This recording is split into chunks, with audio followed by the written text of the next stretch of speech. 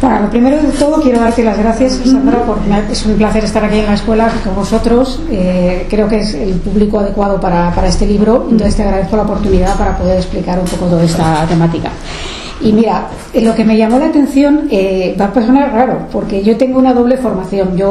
Tengo una formación que no he estudiado periodismo, pero llevo publicando desde los 17 años, empecé en revistas, luego en la radio, en la tele, actualmente trabajo en la tele, y siempre dedicada a temas de misterio, que ya sé, y esto es algo que siempre a los grafólogos se nos achaca, ¿no? El que si esto es una mancia, una técnica adivinatoria, que si con esto vamos a poder conocer el futuro.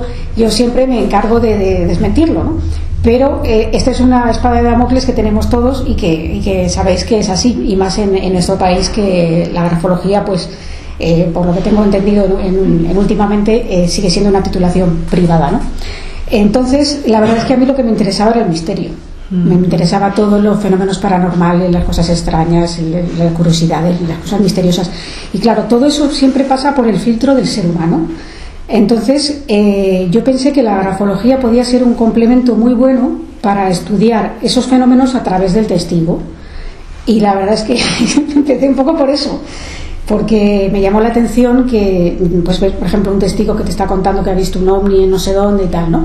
Pues ver, más allá de que se te desarrolla un instinto periodístico y que más o menos vas viendo si esa persona tiene cierta credibilidad lo que te está contando, si realmente lo que te dice puede tener visos de ser realidad, está el baremo de la grafología, que como sabéis, pues podemos detectar la mentira, que la mentira mentimos todos, pero en estos casos que suele ser más patológico, pues me venía muy bien para poder un poco vislumbrar si ese testigo me estaba engañando o no. O sea, le pasas el testimonio escrito para que lo escriba. Yo sí, o le pedía una prueba caligráfica, o sea, sin decirle que era para eso, claro. Muchas veces simplemente para no presionar, más que nada, no porque por fastidiar ni nada, sino simplemente que me escribiera una carta, si puede ser con su experiencia, o una carta para tener esa información, esos datos de la escritura. ¿Y solo te has enfocado en ese área de la grafología o has ampliado ya un poco? Claro, a partir de ahí imagino que ampliaste un poco el... Actualmente tengo muy poco tiempo para dedicarme a la grafología y me he dedicado fundamentalmente a la divulgación grafológica a través de los libros, a través de los medios de comunicación, pero durante una etapa estuve haciendo selección de personal. Y luego también en el tema relacionado con la pericia caligráfica, que sabemos que no es lo mismo, pero que está relacionado en cierta forma con la grafología, ya que también tengo esa formación de perito calígrafo. Claro, es que se complementa. Es muy complementario. Para mí, un perito calígrafo que no haya estudiado grafología no tiene la formación integral que necesita para analizar esos escritos y vislumbrar si un escrito es auténtico o no, porque muchas veces tú sabes que hay patologías que se desarrollan en la escritura y esas patologías son únicas y pertenecen a esa persona, y que eso puede hacer que una escritura en un texto, para poder ver si esa persona lo ha escrito o no, podamos saberlo mediante esa patología que aparece, que es única, ¿no? Ya te contaré, o si queréis luego os contaré un caso, el caso más sorprendente con el que yo me he encontrado. Cuéntalo. ¿Lo cuento ahora? Estas cosas son las que más demoran, o sea, dirán qué porra me importa lo que has hecho tú, cuenta el caso. Ahí a la chicha, ¿no? A la amiga. Bueno, pues el caso más sorprendente, la verdad es que he encontrado con muchas cosas, porque la verdad, bueno, a ti te habrá pasado, y a vosotros, si tenéis la formación y por formación estás mirando las escrituras de todo el mundo, ¿no? Pero la cosa más extraña que me ha pasado a mí fue un sacerdote que me pidió hacer un peritaje caligráfico, porque estaba recibiendo anónimos en el confesionario, anónimos con amenazas de muerte en el confesionario de la iglesia. Coincidía que cuando aparecían los anónimos era cuando la iglesia estaba cerrada, entonces sospechaban de alguien de dentro. Y claro, él tenía una sospecha de alguien en concreto. Entonces esa persona escribía, no es que escribiera mucho, pero cuando apuntaban las misas, los entierros, los funerales, todo eso, escribía en un libro que había en la iglesia, ¿no? Entonces me facilitó los anónimos y me facilitó la escritura. Y al final resultó ser esa persona, que eso es lo más extraño. No era. No, pero sí que no deja de ser una cuestión bastante curiosa y llamativa, ¿no? Que un sacerdote acuda a ti para un tema de pericia caligráfica en este caso. Qué curioso. Es el pecado, pero no el pecador. No, era una persona de las beatas que estaban en las iglesias. Muchas veces están haciendo labores, ejercen labores en las propias iglesias, como si fueran, pues que pasan la cesta y estas cosas, se hacen muy fuertes en la iglesia y luego a ver quién les saca de ahí, ¿no? Pues eso es un poco, en este caso fue así. ¿Qué fue por qué te animaste a escribir este libro? Pues mira, me pasa una cosa que me ha pasado con otros libros, y es que, por ejemplo, me ocurrió con un libro que tengo que se llama Cuaderno de Investigación de Fenómenos Extraños, que es una especie de manual para quien se quiere iniciar, pues como esto, pero para las cosas raras, ¿no? Y entonces me pasaba que en la época mía no había, los libros que había eran muy poco, bueno, manual de investigación no había ninguno en español. Entonces dije, bueno, pues si yo me pongo en la piel de gente que quiere empezar, pues les va a costar, porque, como me costó a mí, porque al final aprendes a base de ensayo-error. Y con la grafología no diré que ocurrió exactamente así, porque sí que había manuales, pero no estaban bien estructurados, o por lo menos desde mi punto de vista, sin desmerecer a los que los hayan escrito, estaban en el sentido de que, por ejemplo, tú te encontrabas escritura rápida. Entonces te encontraba la escritura rápida, pero dice figura 85, váyase a la página 257, o sea, que era muy dificultoso aprender con ese tipo de manuales que eran los que había antes. Entonces yo pensé que podía ser interesante hacer algo pensado para alguien que va a estudiar, porque al final es un manual de consulta, un manual de estudio, no un libro para leer.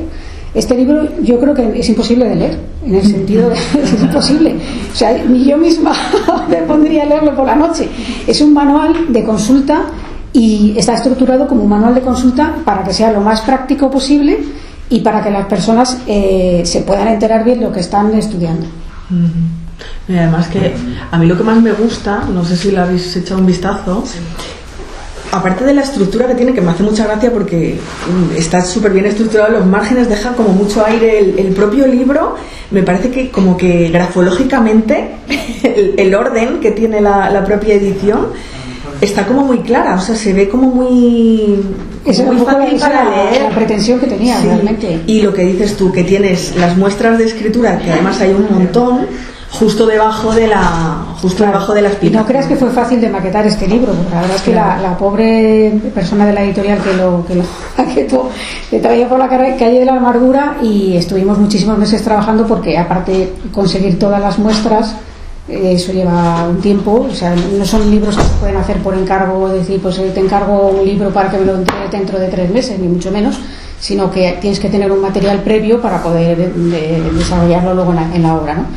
Y la verdad es que fue difícil de maquetar, porque claro, a veces había partes del texto que quedaban demasiado largas y no cabía ahí la muestra de escritura, entonces tuve que cortar, en fin, planificarlo de tal manera que quedara todo más o menos cuadrado. Y he visto que tiene 2 partes. Tú lo has estructurado en 2 partes. Una parte teórica, donde cuentas un poco todo el tema de la investigación histórica, las escuelas y todo eso, y luego toda la parte práctica, ¿no? Lo que dices tú, ¿no? Lo que son los órdenes grafológicos, la firma, la rúbrica y todo eso. ¿Por qué crees tú concretamente que la grafología tiene que tener un enfoque práctico? Pues mira, por la sencilla razón de lo que me pasó a mí, ¿no? Es decir, yo cuando estudié grafología con Mauricio Sandro en la Sociedad Española de Grafología hace muchos años. Me inicié, yo creo que empecé con él en el año 90 con él, y la verdad es que en la parte práctica es la parte que más cuesta. O sea, primero es verdad que hay que empezar a tomar apuntes, y eso lo sabréis vosotros, de una manera distinta. No nos vale tomar apuntes como cuando estás en la facultad o estás en la escuela, ¿no? Que los apuntes los puedes tomar más o menos mal, sino que aquí hay que tomarlos bien, porque si no luego no te enterabas de nada. Entonces la parte práctica es la que creo que cuesta más luego desarrollar. La parte teórica, bueno, se puede aprender, se puede memorizar, y la parte práctica es cuestión de ver escrituras. Al final, de cuantas más escrituras ves, más fácil se te va haciendo tener una visión de conjunto, y eso es lo que hace que parezca magia, entre comillas, ¿no? Que tú veas un escrito y que digas, pues es una persona extravertida, o es una persona negativa, o lo que sea, ¿no? Que la gente, cuando no conoce la grafología, lo que piensa es que es como que te lo estás inventando, ¿sabes? Entonces, yo creo que esa parte es la que cuesta más, y por eso me centré bastante más en eso. Aparte que tampoco había tanta información histórica de las escuelas, etcétera. Yo creo que es interesante conocerlo, pero como una base general, y en cambio la práctica era algo fundamental. ¿Y tú qué recomiendas a los alumnos que empiezan? Que además este libro, desde la otra edición que hiciste, la primera que fue cuando en 2000, uno que es blanquito, bueno, no sé el año exacto, la primera edición de todas fue en 2004. Luego es que ha ido pasando por diferentes editoriales y también diferentes presentaciones como esta, ¿no? que es la última. Pero sí, ha habido como 4 presentaciones distintas del libro. Claro, yo es que tengo uno que es blanquito con las letras naranja, que pone grafología, es que no lo tengo aquí. Y este, o sea, que es más o menos el mismo formato, yo es el que recomiendo a los alumnos de primero, porque antes de conocer tu libro recomendaba los de Sandro, que son con los que empecé yo. Igual que yo. Claro, yo empecé con el de grafología elemental de Sandro, y luego pasé a grafología superior, que es un tocho así, infumable, porque lo de Sandro es con el tema de las reforzantes. No sé si los habéis visto, los libros de Sandro, el tema de las reforzantes, yo también estudié con él y digo, estoy que abreviarlo, porque es que es insufrible. Y tu libro me encantó, y es que es el que recomiendo yo a los alumnos de primero siempre, porque está mucho mejor estructurado que... Y las muestras gráficas, que además los que estáis aquí, algunos me lo habéis oído decir, son más actuales, porque Sandro mete mucha escritura de los años 50. De los años 50. Los años 50. Además, se nota bastante el salto generacional de la escritura. Cuando ves escrituras que son más antiguas, parece que no, pero se nota bastante. Vale, una pregunta interesante, a ver qué te parece.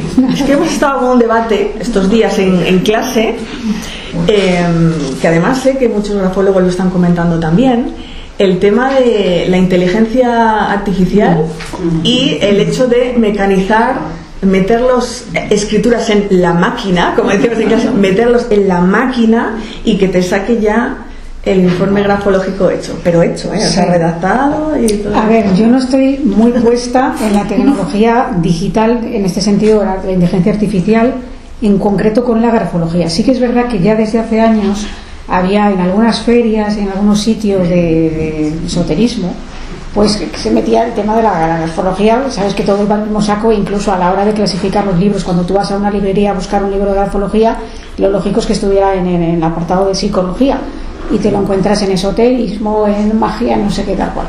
Bueno, pues había la típica maquinita que era con la firma. Elige tu firma. Elegías la firma y entonces te sacaba como unos rasgos.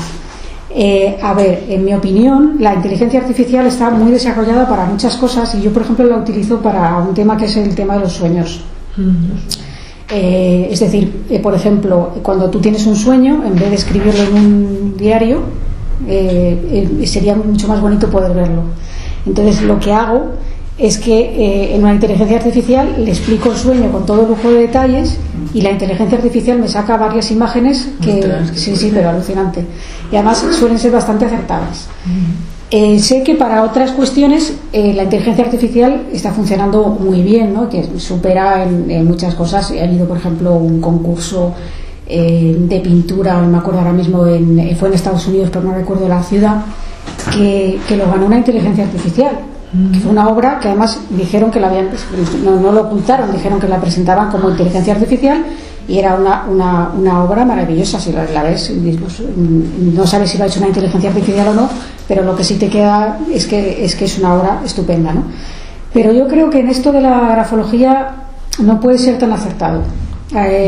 Aquí, como sabéis, que cada escritura es un mundo, cada persona es un mundo. Hay manuales que nos pueden ayudar un poco a vislumbrar esto, pero luego hay cosas muy personales que en la inteligencia artificial yo creo que no va a llegar, por lo menos de momento. No sé si luego se perfeccionará y se hará, no sé vosotros qué pensáis, claro, o lo que habéis debatido en clase. Claro, no, pero lo que yo digo, defenderé siempre, aunque me he peleado con un montón de grafólogos que dicen lo contrario, que sí que se puede automatizar y que, a ver, es que se pierde la esencia del alma humana, o sea, lo dinámico de la personalidad, una máquina no lo puede ver. Pues claro, hoy escribimos de una manera en un estado anímico o emocional y a lo mejor a la hora estamos escribiendo un poquito diferente, ¿no? Y yo creo que una máquina sí que puede medir y estructurar una letra que parezca una tipografía, tipo psicópata, que escriben todas las letras iguales, ahí sí, o sea, detectar al tipo psicópata sí, porque se puede medir, tiene todas las letras iguales, pero escrituras muy vibrantes, muy dinámicas, que se muevan mucho, como eso no se puede medir. No. Y están ahí empeñándose grafólogos en México y en Argentina sacando máquinas para medir la presión. Pues que un día presionan más, otro día presionan menos, depende del tipo de útil. Claro, es que hay un montón de variables. Y tengo ganas de ver el programa de Javi, que me comentó ayer que había creado como una especie de programa también para... Tengo curiosidad por ver tu programa. Pero tenemos poca fe. Tengo poca fe, pero confío en ti. Y eso, no, yo pienso que no. O sea, yo pienso que jamás en la vida, por mucho que queramos... Es que luego me dice mucha gente... alumnos también, ¿no? Porque yo en las clases les obligo, que me matan, pero les digo que mínimo 6-8 páginas de informe grafológico, no menos. Y claro, la gente dice, es que se tarda mucho tiempo, ¿cómo se puede un poco reducir los tiempos para hacer esto de una forma más ágil, ¿no? Y sé que en otros países hay grafólogos que están utilizando pues programas y tal para facilitar el trabajo, pero es que sale un churro. Para ellos es súper cómodo, claro. Tú lo metes ahí y ahí no tienes que hacer nada más. Pero para eso tampoco necesitas un grafólogo. Claro, pero sale un churro con las mismas frases en todos los informes. Y claro, yo ahí me planteo, cuando te cargan una selección... La barra de la T alta, pues te va a salir lo mismo, pero a lo mejor esa barra de la T tiene una reforzante porque se hace una doble raya. Claro. O no está midiendo, si por ejemplo tiene un gesto tipo.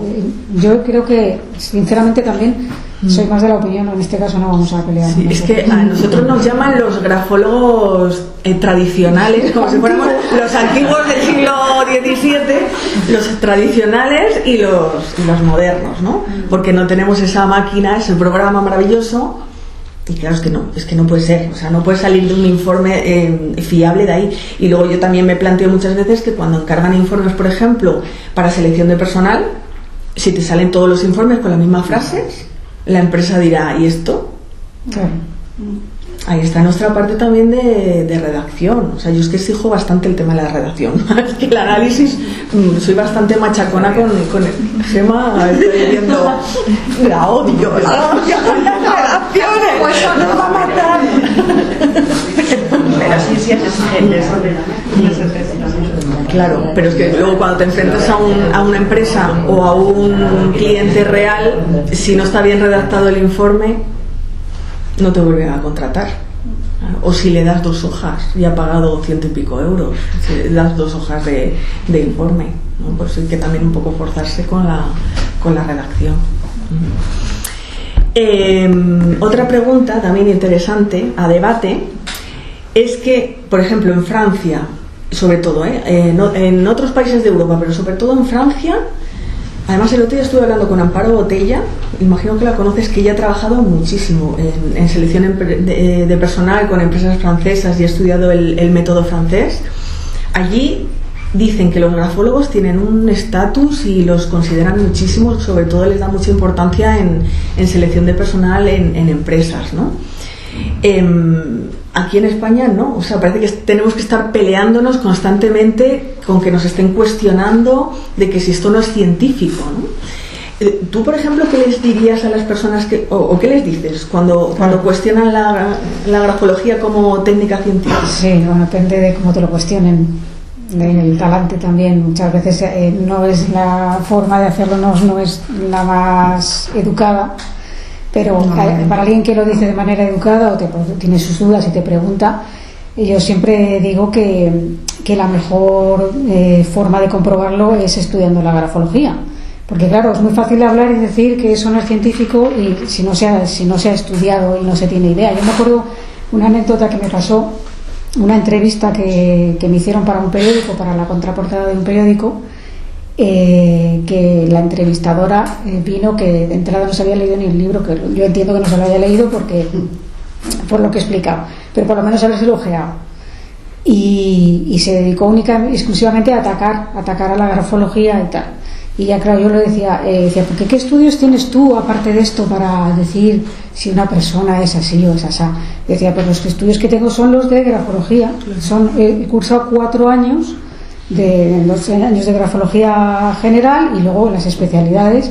Y claro, yo creo que solamente te das cuenta de que la grafología funciona primero si quieres enterarte un poco de cómo va la cosa. Y después, si te metes de lleno en ello y puedes certificar que lo que estás viendo, o sea, lo que estás analizando es verídico, ¿no? Que eso muchas veces, y lo comprobamos en el día a día cuando alguien nos da un escrito, ¿no? Y tú le dices tal cual, otras cosas, y se quedan un poco como sorprendidos, ¿no? Diciendo, pero si esto funciona o esto es así, ¿no? Claro, no les puede rebatir el tema del cientifismo porque sí que es verdad que en España son estudios privados. Antiguamente, antes de estudiar nosotras, los títulos de la escuela que hacía Sandro se daban por parte de la Escuela de Medicina Legal, porque la Complu, ¿no? La Complutense. Porque el decano era grafólogo y entonces se sabía perfectamente que funcionaba. Y lo que pasa es que este hombre se retira y cuando se retira lo quitan ese estatus. Entonces, me hace gracia ver que en otros países se considera como ciencia auxiliar, por lo menos, y que aquí, efectivamente, hay que estar peleándose y hay que estar desmintiendo constantemente que sea una técnica adivinatoria, que es lo que os decía al principio, ¿no? Que es una de las primeras cosas que a ver qué me vas a adivinar, a ver qué me vas a decir. Y adivinar, nosotros no adivinamos nada, simplemente analizamos lo que hay y además todo se mide en la grafología, o sea, se mide el tamaño, se mide la escritura, se mide la inclinación, se mide absolutamente todo para sacar unas medias y que eso te permita, aunque tú luego a ojo de buen cubero puedas ver eso sin necesidad de medirlo, ¿no? Pero quiero decir que hay unas bases científicas en las que se mide. Entonces, yo poco más puedo decir porque para mí es una pelea que también tengo constantemente.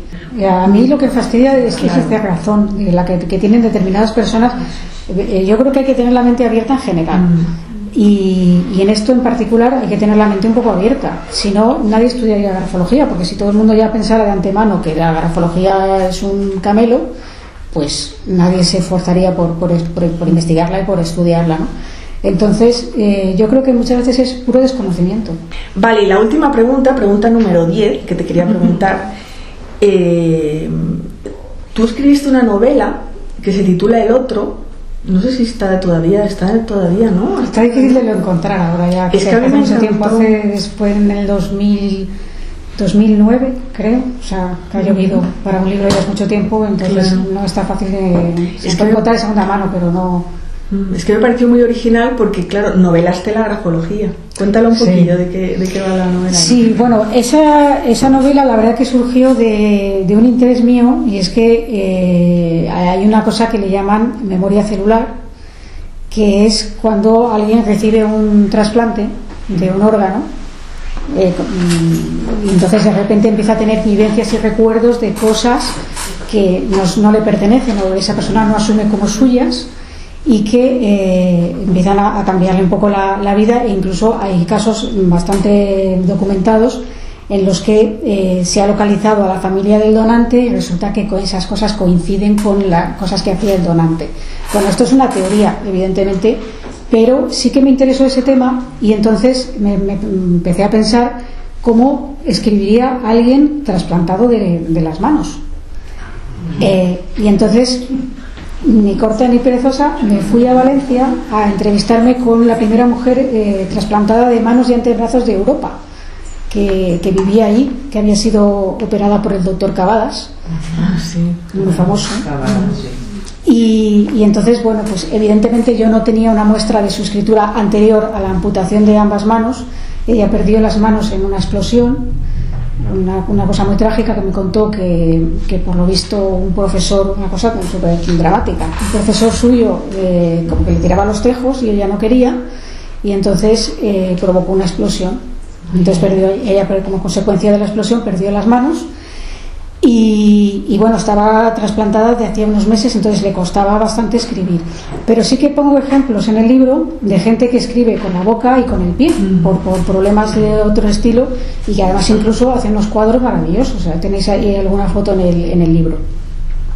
Entonces, bueno, de ahí surgió la idea un poco pues de hacer una novela que me encajara estas dos cuestiones: el tema de los trasplantes, la memoria celular, y el tema de la escritura.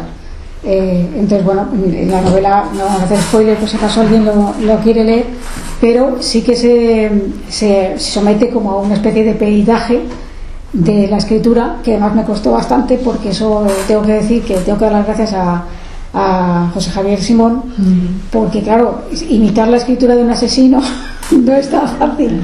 Entonces tuvimos que pues en eso poner mucha atención en determinados rasgos para que pareciera cosa mala, ¿no?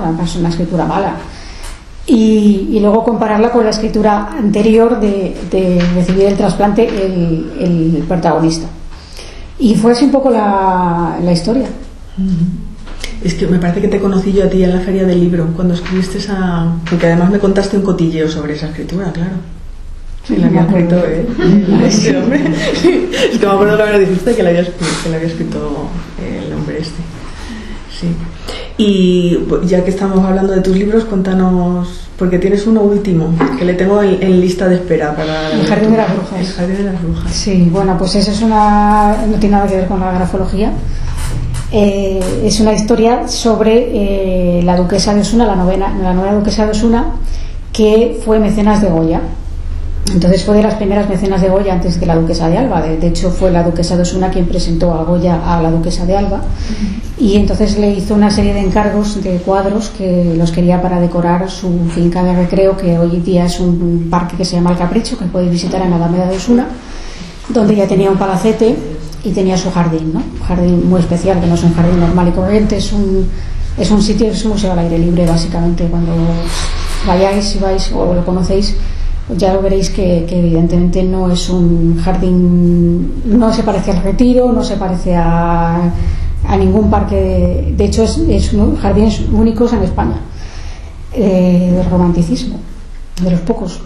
Entonces, bueno, pues básicamente se trata de que dentro de esos encargos que hace la duquesa de Osuna a Goya, le encarga 6 cuadros que los quiere como una colección, son todos de las mismas dimensiones, están enmarcados de la misma manera, y los quiere para su gabinete privado, para decorar su gabinete privado. Pero claro, estos son los cuadros que son bastante siniestros, porque entre otros es el famoso cuadro de la aquelarre, ese es el macho cabrillo que está con las brujas y tal, o los vuelos de brujas que están chupando la sangre a las personas. Son 6 cuadros que se llamaron Asuntos de Brujas, precisamente porque hablan de brujas, de fantasmas, de aparecidos, de cosas muy siniestras que es raro que alguien quisiera tener en su gabinete privado, decorándolo, ¿no? Porque no era un lugar de paso donde ella lo cuelga para que la vea la gente, sino eran sus dependencias privadas. Y un poco la novela es el intríngulis de por qué la duquesa pudo encargar esos cuadros a Goya. Pues nada, ya tenéis ahí otra. Que también no hay, claro, no hay mucha escritura de la duquesa, pero sí que conseguí su escritura, su firma. Tenía una firma también muy particular. Y rivalizaba con la de Alba, ¿no? Eso dicen, pero yo por lo que he investigado eran bastante amigas. ¿Sí? Lo que pasa es que siempre a lo largo de la historia pues ha habido como malos entendidos en los que ha interesado que quedaran como de enemigas, ¿no? Realmente ellas eran amigas. Con quien tenía una rivalidad muy grande era con la reina María Luisa de Parma, que con ellas sí que tenía esa rivalidad porque la reina la odiaba básicamente. Entonces, bueno, ella tenía un poco que ir bregando ahí a ver cómo no molestar mucho a la reina y tal, porque además también era una persona muy poderosa en su tiempo. Qué interesante. Pues nada, abrimos aquí un poco a preguntas que... El micrófono. Abrimos el micrófono para la audiencia. Que no sean muy difíciles, ¿eh? tema más profesional. ¿Por qué los grafólogos trabajan tan poco con la policía, con la fuerza y cuerpo de seguridad? Bueno, es que eso también, claro, depende un poco, Sí, que tiene que ver tiene que ver con yo creo que tiene que ver con lo que hemos hablado del prestigio. Claro, es que estoy escuchando, trabaja sobre todo los peritos. Tema privado, puede ser por motivos económicos o porque en España, por suerte, no tenemos. De todas maneras, la Guardia Civil también tiene buenos grafólogos. La Policía Científica. Pero es más para pericia. Más para pericia que Policía Nacional, Policía Autónoma y policías locales. No. Sobre todo, además, enfocado a la pericia caligráfica, porque lo otro ya cuentan más con un perfilador psicológico, ¿no? El por qué no lo sé exactamente, pero yo deduzco que viene un poco de lo que hemos estado hablando antes. De la falta de credibilidad. Es una pregunta que yo siempre me he hecho, ¿por qué no aquí? Puede ser, por eso que te he dicho, como España, por suerte, es un tema de asesinatos, es bajo, pero es bajo, pero no ese tipo y ese perfil que se da el referente que es Estados Unidos. Claro, no. Ahí sí sé que el FBI, las policías locales, los tienen trabajando. Claro. ¿Por qué aquí en España no? Pero aquí, como siempre, en los complejos, es que yo creo que en el fondo es todo parte de complejos. De si voy a utilizar un grafólogo, a ver qué me van a decir, si esto luego me lo van a tirar por tierra. Pero como prueba se admite, o sea, los jueces sí que admiten la prueba grafopsicológica, grafopatológica y pericial. No todos.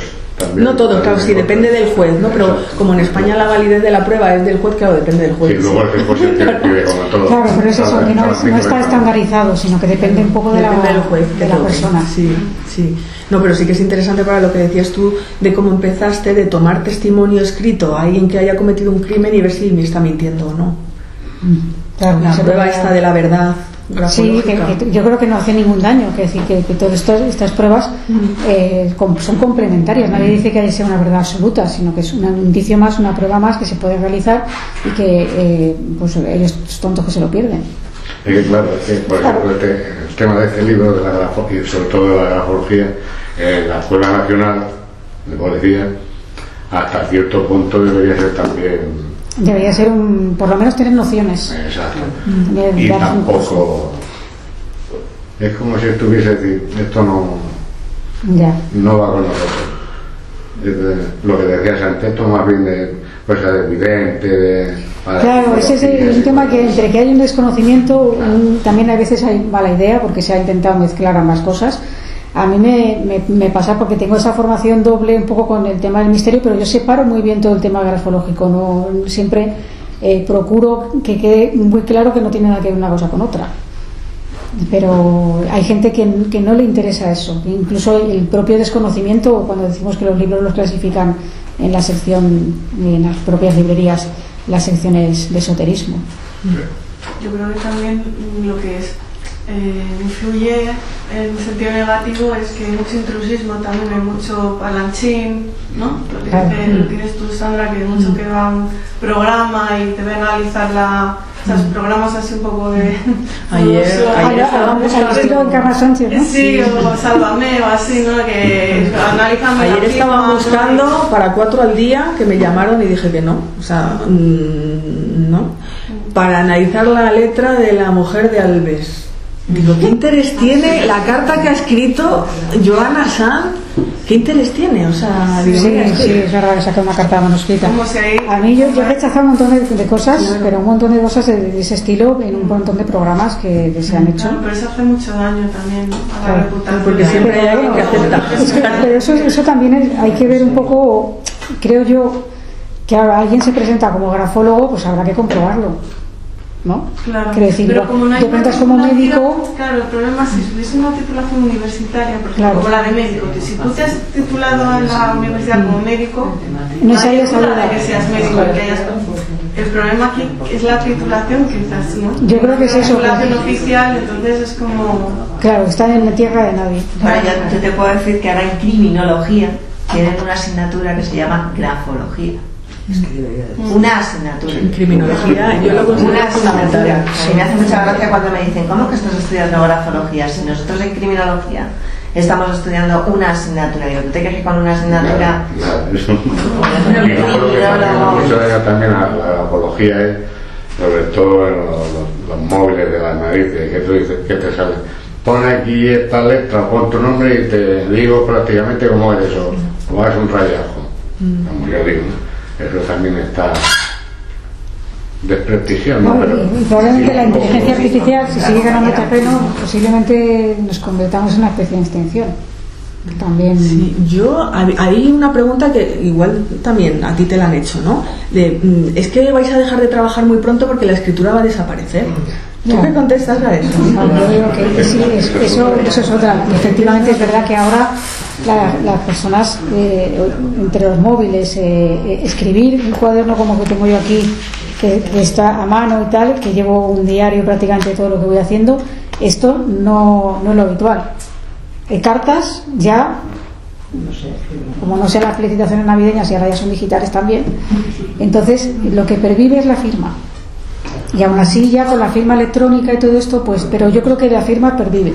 Pero es verdad que se pierde manejo si tú no estás acostumbrado a escribir todos los días, se nota. Y el problema es un poco al revés, ¿no? Lo que va a pasar si dejamos de escribir. Claro. Que nuestro cerebro se va a quedar como una pasa. No, además eso sí que está demostrado. Va a disminuir. Lo que decís antes de la inteligencia artificial, hay que adaptarse a los tiempos, pero la inteligencia artificial, yo siempre lo pongo, por ejemplo, de vez en cuando, 2 o 3 veces que hablo con Pedro, vaya, con Pedro Baños, sí. Le he dicho, Pedro, es Jaime que está a la vuelta de la esquina ya. Claro. Puede llegar un momento que parecerá. Lo que sí está comprobado, y eso sí está demostrado científicamente, es que cuando alguien estudia, si toma los apuntes en un ordenador, se le fijan menos en la memoria que si lo escribes a mano. Eso, entonces, aunque solo sea por eso, como ejercicio de terapia. La lectura también. Hay un estudio que lo he leído hace poco, que lo que más se fija es cuando lees en un libro de papel. Después es la tablet esta que va el fondo sin brillo, y lo peor es cuando leemos en ordenador. Ahí yo no sé vosotros, yo desde luego me he dado cuenta que la memoria se me ha perdido un montón, sí. Porque no sé si era por la edad, pero vamos, sí que yo noto que antes yo me leía cualquier cosa con varios datos y se me quedaban perfectamente los datos, y ahora me lo tengo que leer varias veces porque se me olvidan los datos, las fechas tal, que se me olvida enseguida. Yo creo que lo achaco también un poco a eso, ¿no? A que estamos todo el día con el ordenador y ya a mano es muy raro que hay quien escribe. Claro, pantallas móviles, metes todo ahí, claro. calendario, todo. Si es que ahora lo tenemos todo, lo tenemos aquí, entonces. Claro. Antes se sabía uno de los números de teléfono y ahora no sabes ningún número de teléfono, porque realmente lo que haces es marcar a Clara y llamas a Clara. Claro. Y antes sí memorizaba, ¿no? Sí, yo antes no sabía los números de mi madre, de mi casa. No pensamos, ¿verdad? Como bien ha dicho, todo lo meto en el. Todo lo llevamos ahí. No, y se han hecho estudios con el electroencefalograma de poner a una persona a escribir y ver todas las áreas del cerebro que se iluminan, ¿no? Que es muchísimas. O sea, la parte de la memoria, la parte de la atención, todo lo relacionado con la vista, todo lo relacionado con el movimiento, ¿no? De la motricidad y luego las conexiones neuronales que se activan. Mucho más que cuando alguien está tecleando. Porque si estás en el ordenador o en el teléfono solamente depende cómo giro cada uno. Yo con un dedo nada, ¿no? Pero solamente no pienso, solamente dice, bueno, tengo que escribir esto o tengo que salvar de esta forma, de la otra. Y ya está, que a veces ni eso, que como lo tienes grabado, le das a la tecla y ya está, que no te hace pensar. Pero una pregunta, porque tú le decías a ella, le has preguntado por el tema de que qué contesta ella cuando dice que si la escritura está desapareciendo, los grafólogos en consecuencia también. ¿Y tú qué contestas a eso? Porque es verdad que con lo que estamos hablando a veces yo contesto que el día que dejemos de escribir, pobres de nosotros. Sí, o sea, es cambiar la pregunta y decir, mira, deja de escribir tú, que yo no voy a dejar de escribir. O sea, yo sí que no voy a dejar de escribir, yo soy como ella. O sea, de escribirlo todo a mano, de tomar apuntes a mano. Y aparte que es que eso está demostrado científicamente, que cuando estudias escribiendo, memorizas mucho mejor. Sí, pero y escribiendo a mano, no tecleando. Sí. Pero la tendencia no es esa, ¿no? Entonces el futuro... La tendencia es que la escritura desaparece. Claro. Por ejemplo, en Francia han limitado muchísimo el uso de las tablets en las clases. ¿Y por qué será que los hijos de los estos de Silicon Valley todos están sin nada hasta que son... Está genial. No pueden entrar, ellos son realmente conscientes de que no es nada bueno. No pueden hablar. El cerebro se autolimita con la tanta utilización de pantallas. O sea que yo creo que estamos en una etapa en la que a lo mejor habrá un cambio, así que volveremos. De hecho, aquí en España, yo conozco gente, en España hay colegios ahora, creo que los que tienen el método Montessori o algo así, que se hacen sus propios libros de texto. O sea, en colegios, digo, eso está genial, porque es que ahora, es que es eso, es que ya nadie escribe, ya nadie investiga. O sea, el hecho de investigar en distintas fuentes también se está perdiendo. O sea, ya no solo escribir, sino... Yo quería decir una cosa, a ver, esto, yo me voy a mi ámbito, yo estoy estudiando periodismo y comunicación visual, entonces me voy a mi ámbito y es algo como eso de la radio va a desaparecer porque ya todo el mundo o la televisión va a desaparecer porque ya nadie la utiliza. Entonces yo creo que esto va un poco por ese ámbito también de llegar y decir, no, es que porque escribimos va a desaparecer. Pero es que aún no utilizando las radios y las emisoras, las radios siguen estando. Entonces yo creo que es algo que al final no se va a terminar de perder porque es historia nuestra que tenemos.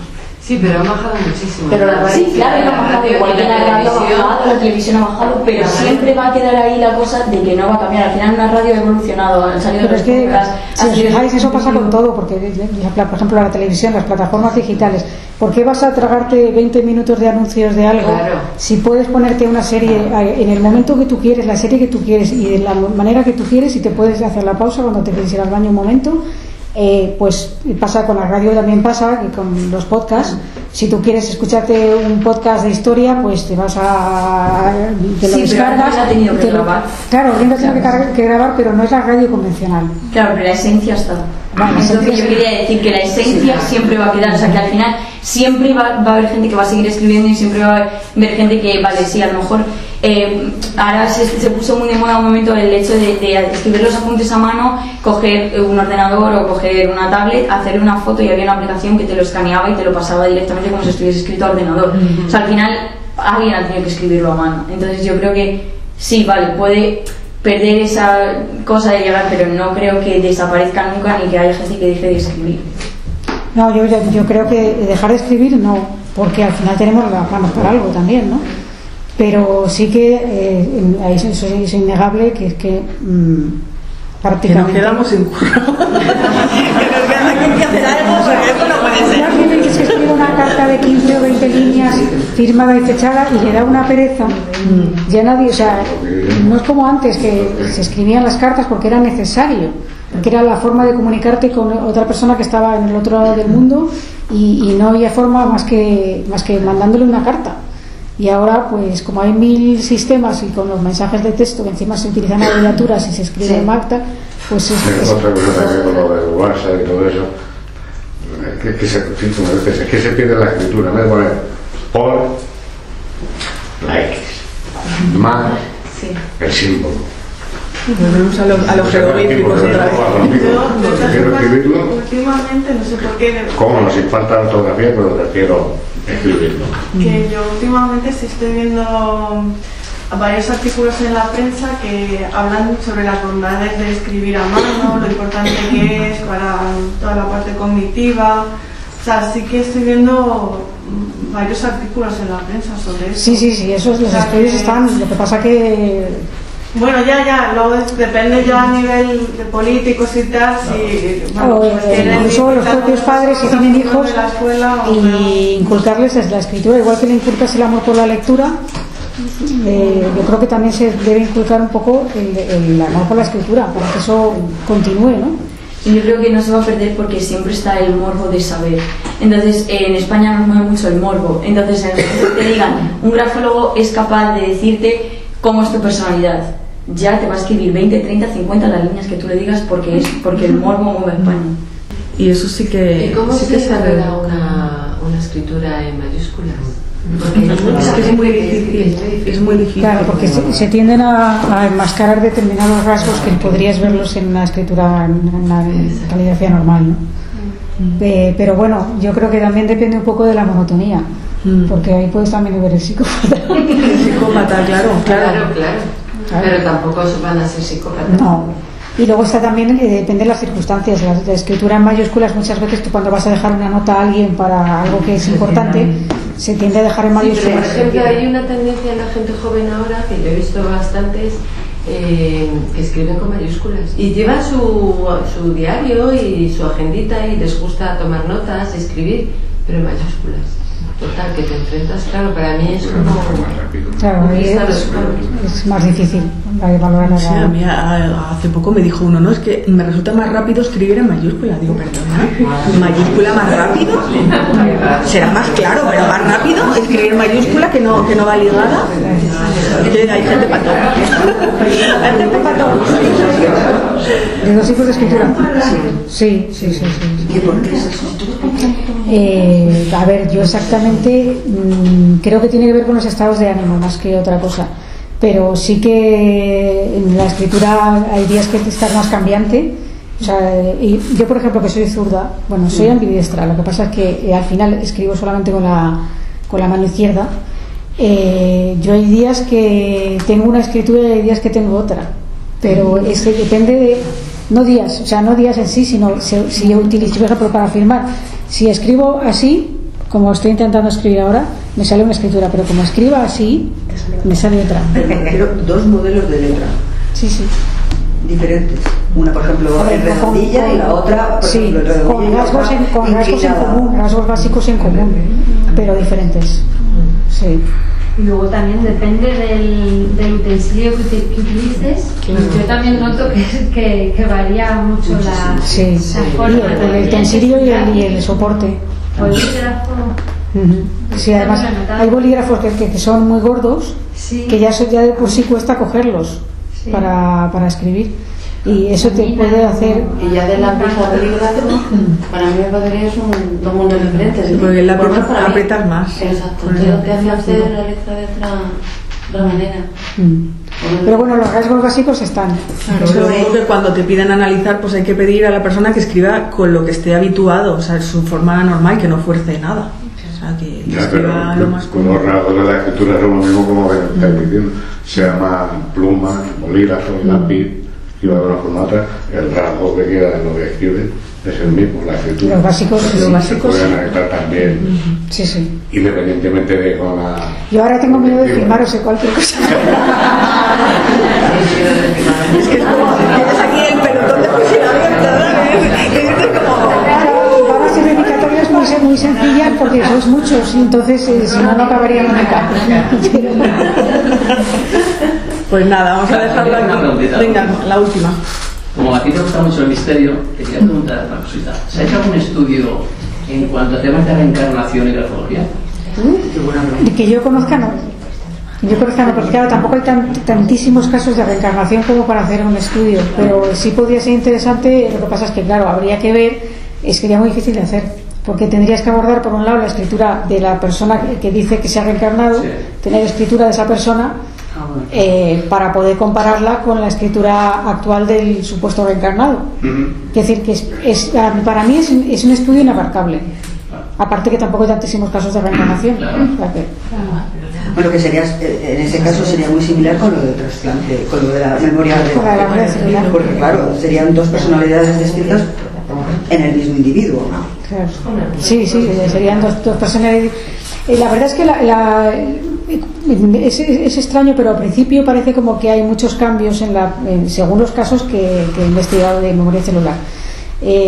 Muchos cambios en la vida de la persona que no asume como propios, pero luego con el tiempo y a medida que se va acoplando a ese órgano, ya se va identificando más y se va haciendo más todo personal, más.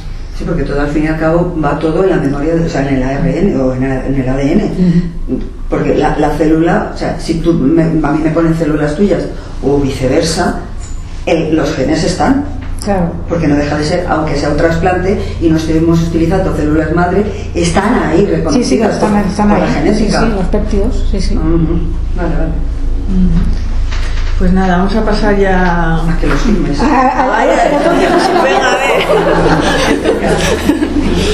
Venga, y estos también, ¿eh? Sí, y estos los dejo para el final, si te parece. Sí, vale.